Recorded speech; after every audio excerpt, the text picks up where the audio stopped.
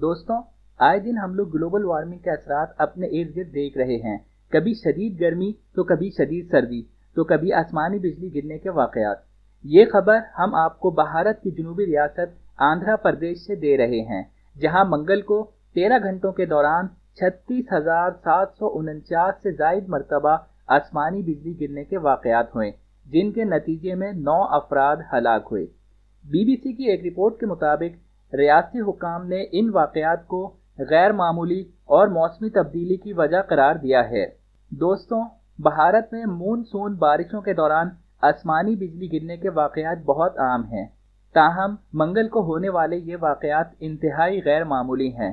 ہم آپ کو یہاں بتاتے چلیں کہ بھارت میں پچھلے پورے مون سون میں آسمانی بجلی گرنے کے 30,000 واقعات سامنے آئے تھے، جبکہ منگل کو صرف 13 گھنٹوں کے دوران 36,749 سے زائد مرتبہ آسمانی بجلی گرنے کے واقعات ہوئے۔